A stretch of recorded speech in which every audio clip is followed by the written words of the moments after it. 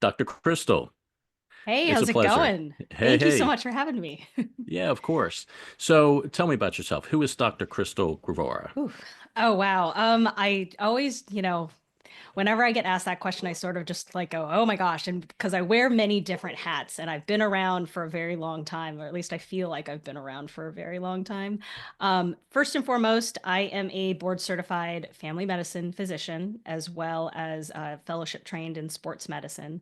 So I run a private telemedicine private practice, but that is a very small part of the many different hats that I wear.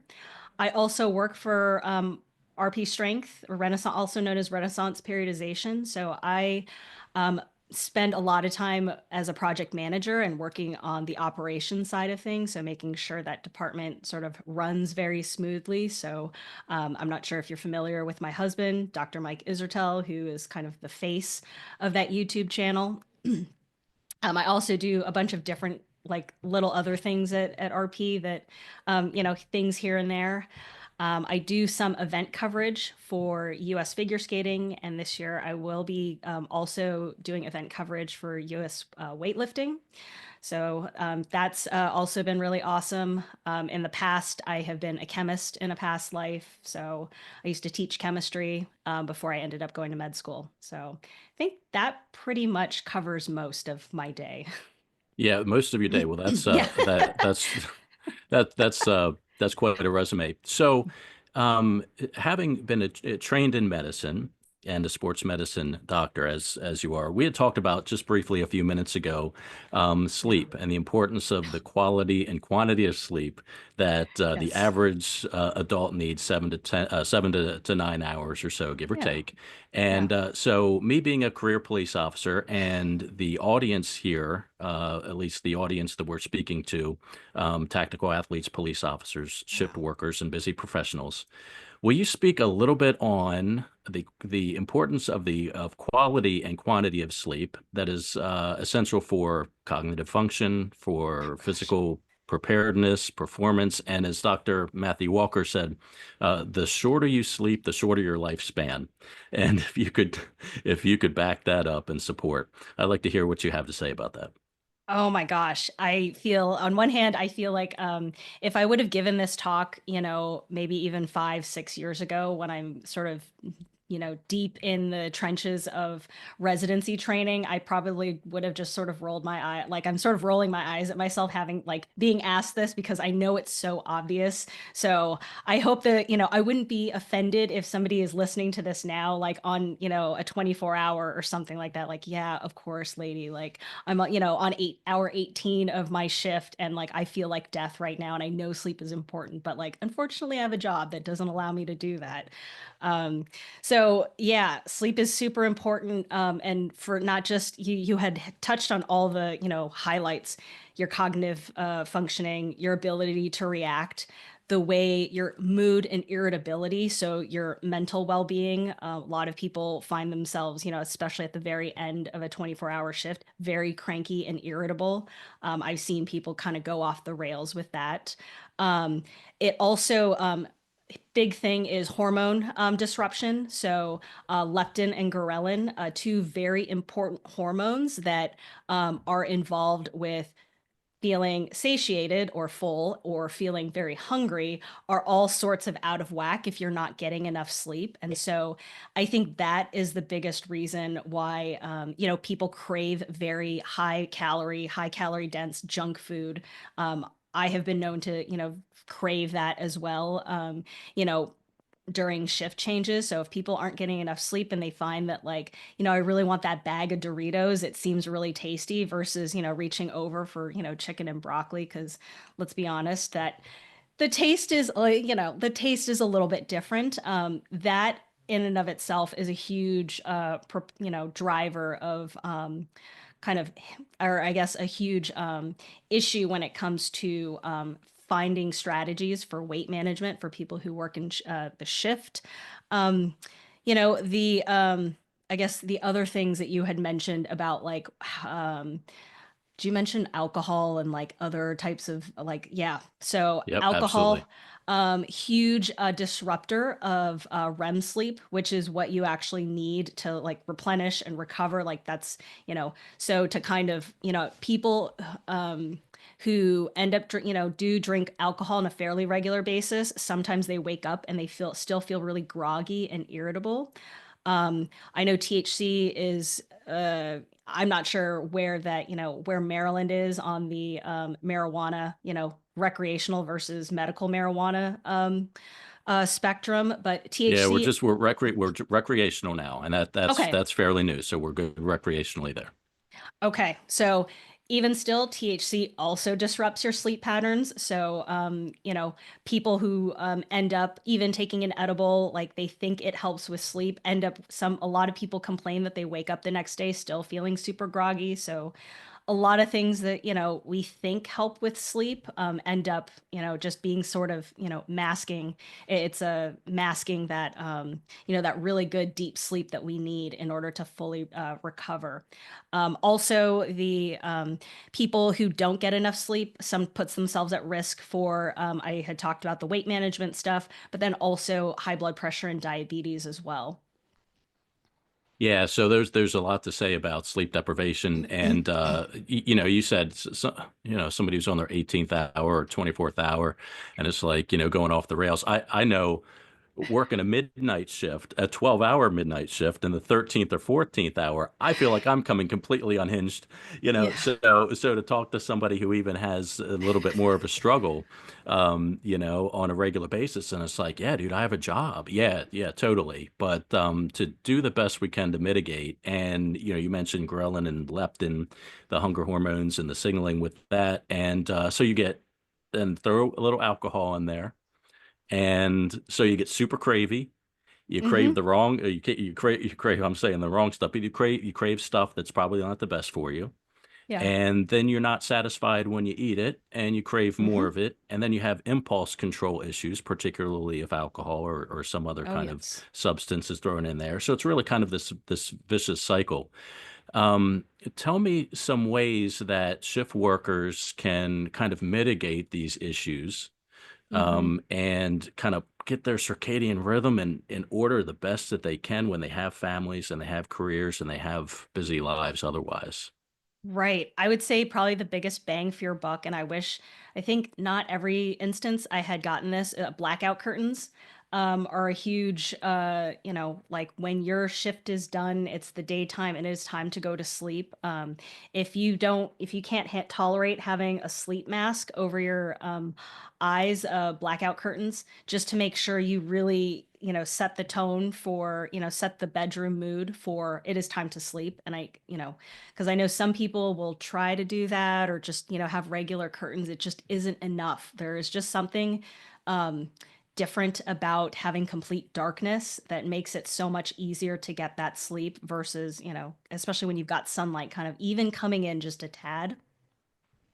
Um, some people do find that melatonin, if you are on that low doses of melatonin, also can be beneficial.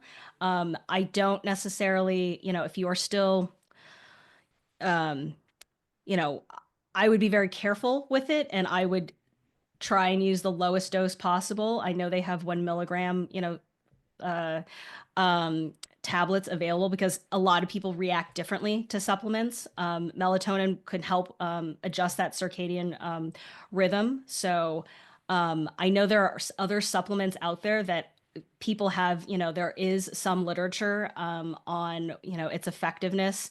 Um, I'm not quite all that sold on it. I honestly think that um, there are other factors, and especially when you talk to people who, the general population, I find that the lowest hanging fruit, there are some other things that you can, that are much easier to kind of, there's better low hanging fruit, I guess, so to speak, like turning off your phone, an hour before, trying not to watch TV or having blue light blocker glasses, really just trying to get your mindset, in ready to go to sleep, and then also limiting your caffeine, which I know is hard to say because, ideally you would like to have it, no more caffeine 8 hours before bed. But I also realize that, as I'm saying this out, to myself, I know that can sometimes be hard, especially when you are on the 12th hour and you're ready to go home, and then something else happens and you have to do something last minute and realize that, like, oh, my shift just got, extended for another hour. So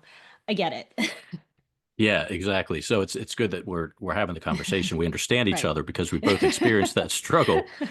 Right. And I think bottom line is that you really have to make it a priority. And so you would mention blackout curtains or a sleep mask, the turning off the electronics and the television and the caffeine. Also keeping your room cool or even cold. I Oh, guess it depends on yes. what your definition of that is.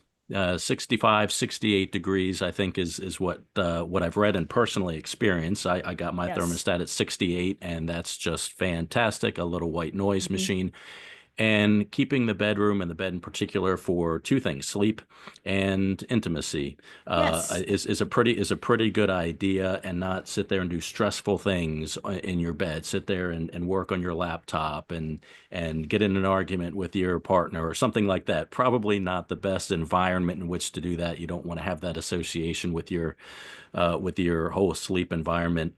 And I find that practice has worked really well for me, but that's a hard sell, Yeah. particularly for police officers. And I'm sure in the medical profession and countless others as well.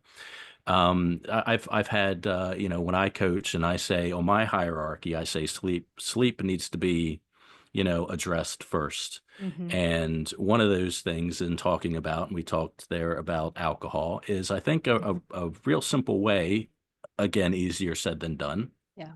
is, and I can be a little hypocritical on this statement at times, but to cut back or minimize or completely eliminate alcohol from your life, that also is easier said than done, particularly in high stress jobs, particularly in a profession such as police, where there are circumstances and there are alcohol abuse is a thing for sure. Hmm.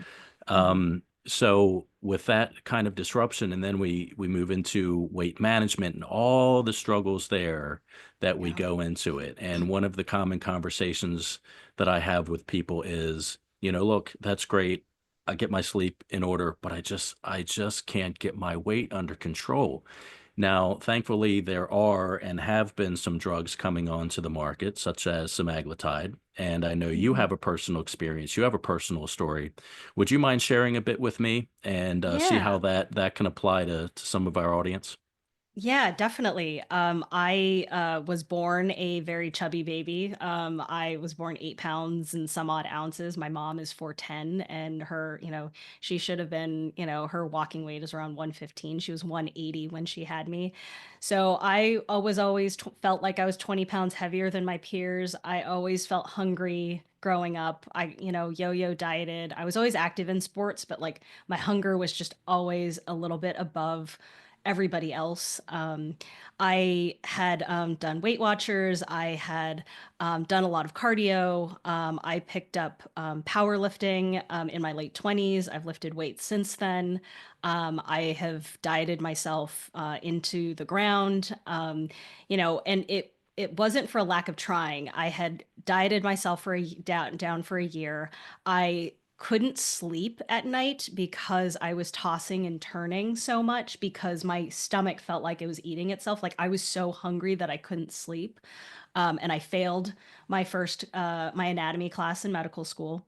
So, when we talk about like that willpower, like you just need to try harder. Well, I certainly tried, and it got me a failing grade. One of my first failing grades in school um, I had tried a bunch of different weight loss medications, and then finally, my doctor had recommended that I try Wegovy or semaglutide, and I said no at the time because I still just felt like I could willpower my way through it. And so it wasn't until January of 2022 that I kind of just, after kind of going back and forth and really thinking about it, I thought about how hard how much white knuckling I had to do to mitigate this food noise, or, the amount of hunger that was like just driving within me. Um, that I made the decision to start the medication, and it felt like it felt like a light bulb had gone off in my head, and just sort of, I finally figured out what thin people feel like. If that, like, the food noise was gone, and now I can enjoy a well-balanced meal with not, where I don't have to worry about taking a glass of water with every bite. I don't have to think about chewing my food chew your food thoroughly before swallowing, and make sure that, like, be mindful, and, look at your food, and all these other things that, I kept hearing in the fitness space, as I was, going through medical training. It just made things so much easier. I can do my work. I can actually be a productive person at work because I'm not sitting here biting my nails thinking about my next meal. Like, when is my meal going to get here? I mean, at one point I would eat every, like, 2 hours. I would eat like all four meals within a workday, and then just starve the entire night because I needed what little food I had. I just needed that to survive, work. So, um, and I'm still on it. I'm still maintaining my weight. I'm 4'11", 141 pounds ish, BMI of 28 and a half. Still very active. So, Yeah, so yeah. if when one is prescribed and using this medication under the supervision of a doctor, Yeah. is this something that then you mentioned, you say you're still on it? Is this something that would be a long-term thing for most people, or is it something that you kind of wean off of, or how does that work? So yes, a great question. These drugs are meant to be, these are weight management is a chronic, I mean, so here's the thing. Not everybody has the same amount of food noise or hunger drive. Everybody's starting at a different spot. Not everybody is overweight because they have this food noise. Some people are emotional eaters. Some people, have binge eating disorders, other things, to keep in mind. For people who are honestly struggling, like, the main drive is, I'm just so hungry all the time, and I can't, like, even if I try to eat a normal, what seems to be, sort of maintenance calories of, a clean meal, and I'm still really struggling.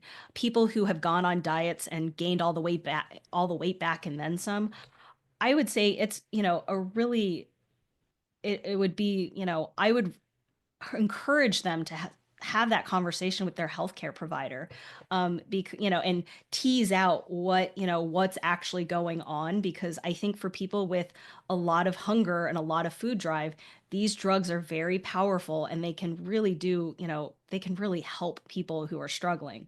And, these are long-term solutions, because it gets rid of that food drive or that hunger that's compelling people to eat more calories than, their body is allowing them, their body burns off.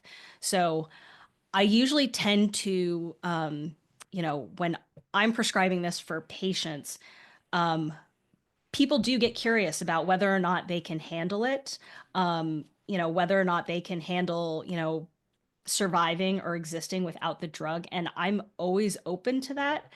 The literature has shown that some people do gain some of the weight back, not all of the weight, some of the weight. So I always try and caveat make sure that that's included in the conversation, and to let people know that if they, find themselves, the hunger signals are returning, their weight's slowly starting to climb up, that they're not a failure. We can always go back on the medication, and it is not like, you didn't do anything wrong, because this isn't a willpower problem.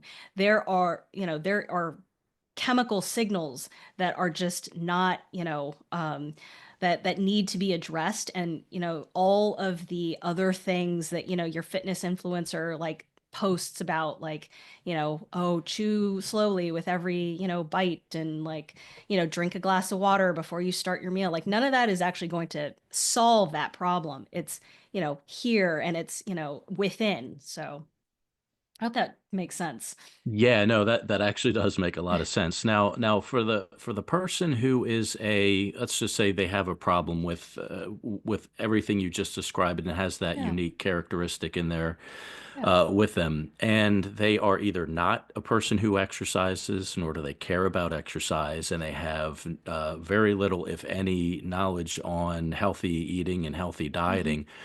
What is then your recommendation for a person who is now on this medication? They're finding Hmm. this reduction in the food noise, in the Yeah. hunger drive or the drive that you explained. Yeah. And how do you then mitigate the things like we know muscle wasting is a thing if you're in such a Mhm. deep calorie deficit? And if you don't have any kind of exercise, particularly resistance training in there, what is your recommendation as far as food type, macronutrients intake, and exercise for that Oh my person? gosh. Oh my gosh. Yeah. For somebody who is on the medication and really, doesn't, still likes to eat whatever, doesn't really watch anything, hates exercise. Um, on one hand, there is a school of thought that's sort of on the, we should have them do all those things first and then, put them on the drug. Quite honestly, for somebody who's in that boat, what's the alternative, right? Diabetes, high blood pressure, depending on how undermuscled and overfat we're starting with, um, the alternative is just even more of that. So being on the drug is still a benefit, still going to be a net benefit versus keeping them off and just telling them, come back to me when you have a diet plan and you can exercise consistently. But for people who are on the drug and need some sort of guidance or recommendations, gosh, ideally, if we were thinking about the bottom, kind of the bare minimum, I would say even 1 to 2 sessions of going to the gym and doing some sort of resistance training is preferable compared to no resistance training. Um, for 45 minutes a day, I do have patients who are doing that and who are actually doing pretty well because they're so new to resistance training that they are still getting quite an amazing amount of gains just even having fun. Like I don't like the whatever workout split, trying to periodize stuff. As what I do tell them is like starting them off with 3 sets of 10, doing something upper body, doing something lower body, and just kind of more emphasizing really good technique and form so they don't get hurt. Is still a fantastic place to start. And people still get quite a few gains with that. I think the way to kind of sell that is I know a lot of people are worried about the Ozempic butt or the kind of, the muscle wasting. And I do try and reassure them that, hey, it doesn't have to be like that. The we can prevent all of that by you doing some sort of like lifting to get strong and to get aesthetics. So I try and figure out what it is that they are interested in because is it are you interested in some sort of physique changes? Are you interested in being strong for your children? Are you interested in being strong for your job? I would imagine my husband and I are big fans of a lot of the police cam videos. And, you have to take down somebody, you have to, put handcuffs on somebody. There's a lot of resistance there. A little, behind the shoulder. Absolutely.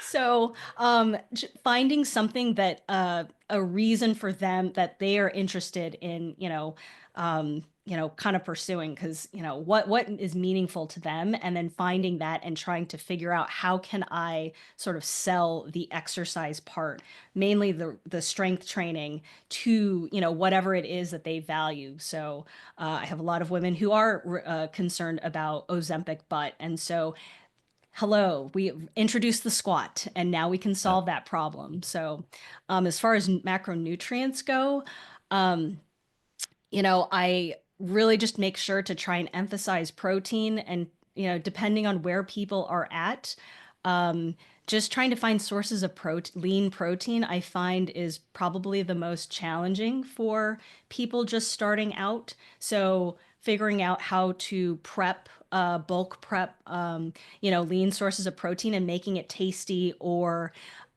trying to figure out meal prep services that might help them, because I know people are busy, and getting a couple of pre-prepped meals during the week is also super important. Or if they're going to a restaurant or going to a gas station, trying to help them navigate, because believe me, people have given me so many excuses as to why I can't diet.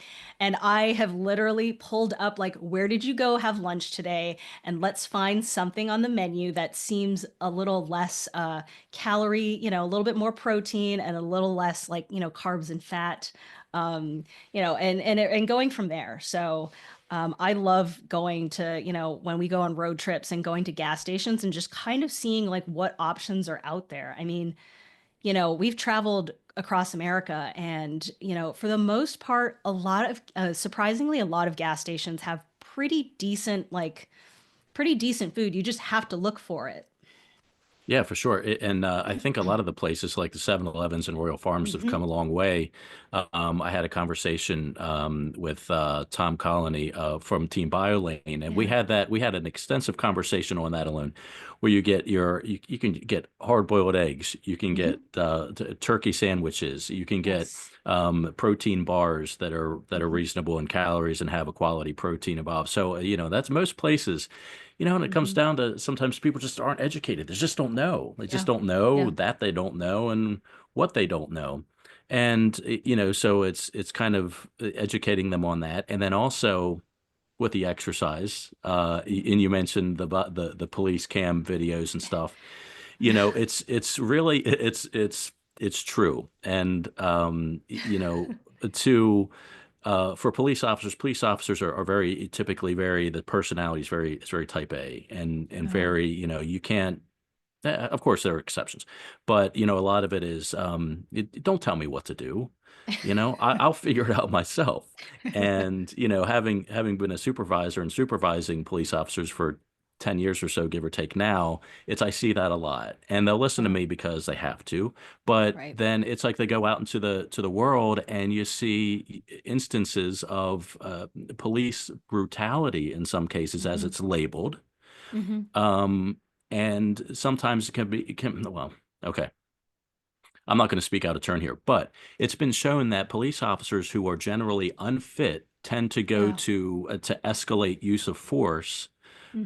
a little bit quicker than one whose physical preparedness is on point and they can control a suspect. And you Oh. mentioned there's a lot of torque, there's a lot of resistance, there's a lot of things that go along with that, and so it's kind of like, what is a police officers, who sports or whatever, and their lowest barrier of, kind of getting into the gym, and it's, oh, that's a pretty good one. That's a pretty good sell. You need to be healthy for your job first, because Yeah. if you can't perform your job well, you're going to get injured. You got to support your family and yourself and all this, the things that kind of go downstream there. So when we're talking, let's say protein, and you said let's Yeah. concentrate on making protein a priority. What are your protein requirements, or what would you suggest for a male and or female, for the quantity of protein daily? Yeah, I'm really not that great with well, not I'm not that I don't I want to keep things simple for people. So, to keep things simple for myself, I tend to go with the 1 gram per pound as a place to start. Um, and just to keep the math easy, I don't like to do, I'm not one of those, like, I am type A, but I'm not one of those, like, I need to have 1.4 grams per kilogram of lean body mass. And then if you need lean body mass, I need to get a DEXA. Like, it's going to take me, I don't have time to drive to like DEXA Fit to like go get and pay like 100 and something dollars for this thing. So I try and keep it simple. I understand that there is going to be an issue, depending on the body composition of a person, but at the very least, it just keeps things simple. I feel like it's an easy, or not an easy, but it's a very simple way of like getting some sort of target, um, some sort of target to aim for. I find that, starting to figuring out how to cook and then giving you, sort of a protein target are like two really great places to like start building those habits. I understand, maybe weight loss is a thing, or physique or getting stronger is a thing, but if you're not doing, if you're not breaking it down into what exactly is it that like gets me to that end goal, breaking that process into different steps, um, that end goal is just gonna be a very temporary thing, and then you're just gonna go back to your old habits, and the weight's just gonna come back on, or the physique is just gonna, turn back to what it used to be. So Yeah, for sure. And we see this time of year, as of the time of the recording of this video, we're early January yes. 2025, and the gyms are crowded, and everybody's Yeah. got their diet thing going on, and everything. And a lot of people we're going to see statistically are going to fall off. And so one of the problems I think there is that the goals are they're very complex and they're complicated, Hmm. and they aren't they don't follow the the SMART acronym: specific, measurable, attainable, Yeah. relevant, and time bound, right? Right. So Right. so the recommendation was for somebody who is on say a semaglutide, Yeah. and it doesn't want the Ozempic butt, and this can go for anybody who's in a deep calorie deficit for an extended period of time.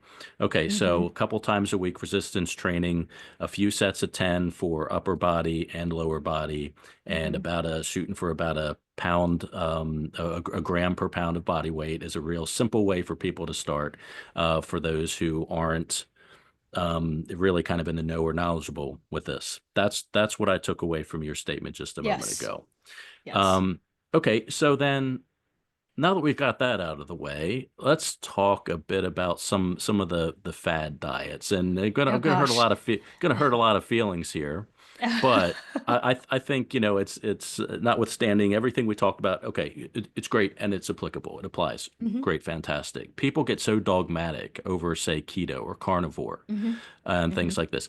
So, what are your thoughts on a person who is just so rigid? Well, I'm not a person. I'm not asking you to attack the person specifically, but what are your thoughts on kind of the mindset of being so rigid on, okay, low carb is the only way to go, or only red meat is the way to go. What are your thoughts on that, on some of Oh these gosh. fads, myths, fallacies?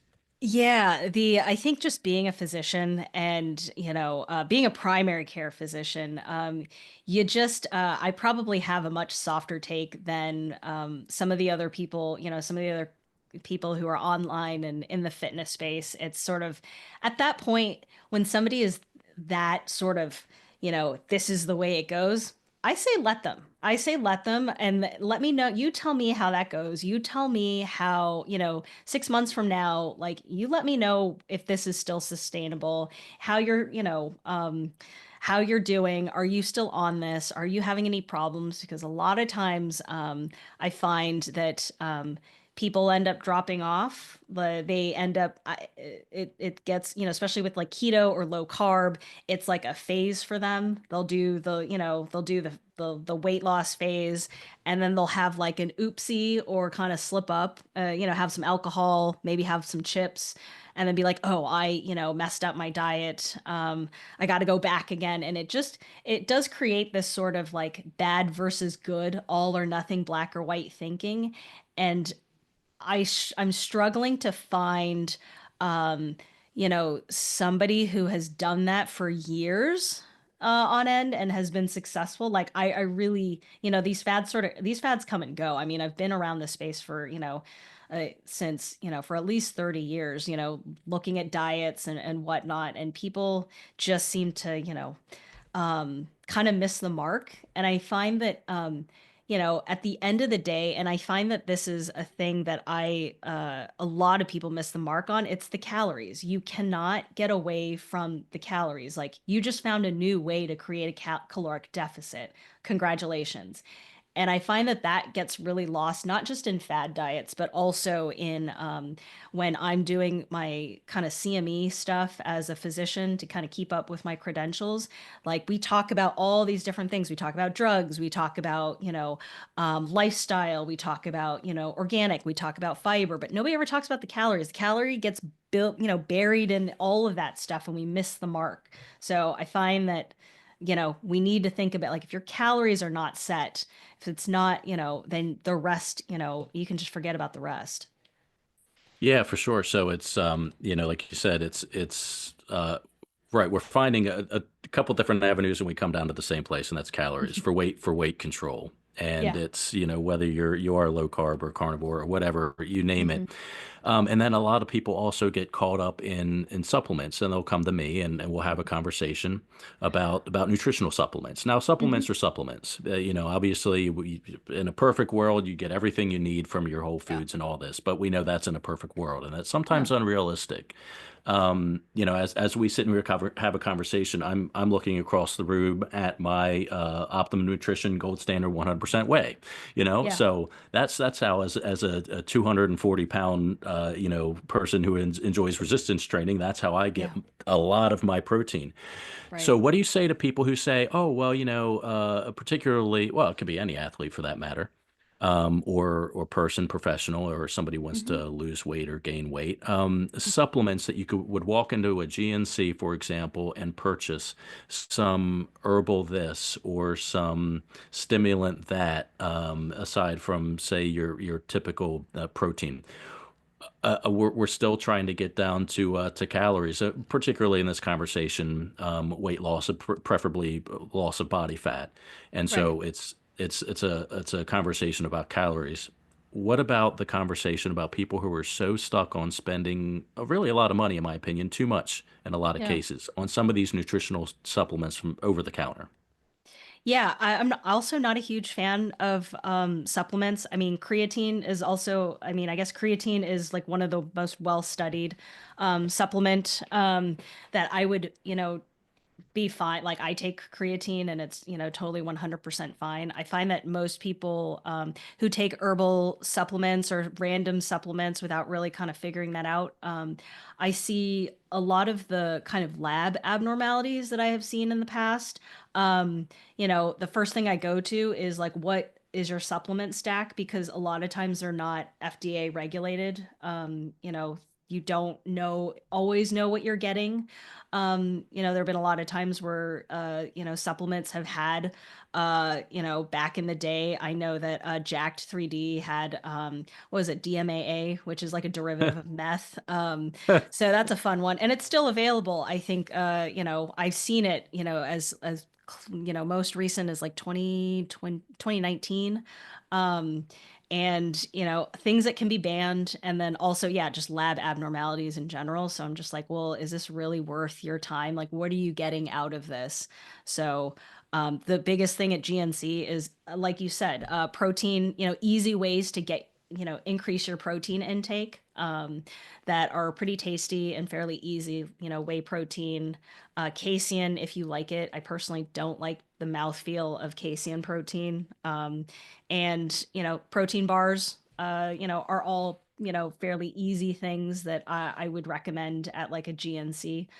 Particularly, especially for people who are, on the run at their job and have a difficult time getting a real meal in, because I get it, especially when it's been a rough night. I'm sure you've got, inundated with calls and like having to go here, go do this case, go, somebody's robbing a bank or something like that. Like you don't have time to sit here with like your Tupperware and, sit and Yeah, like have a nice meal. Like you're on the go. You got to get right. going. So, Yeah, for sure. So it's funny you brought up Jack 3D. I remember when I was coming up and I started lifting weights in the 1990s, back in the 19th in the 1900s. I think that term anyway. I love So it. I love it, uh, by the way. I totally use the late 1900s because yeah, I grew up in the 90s. So, it's that's hysterical. But we had, if you remember, Ultimate Orange. and Yes. it had like the purest form of ephedrine. Might as well have been meth.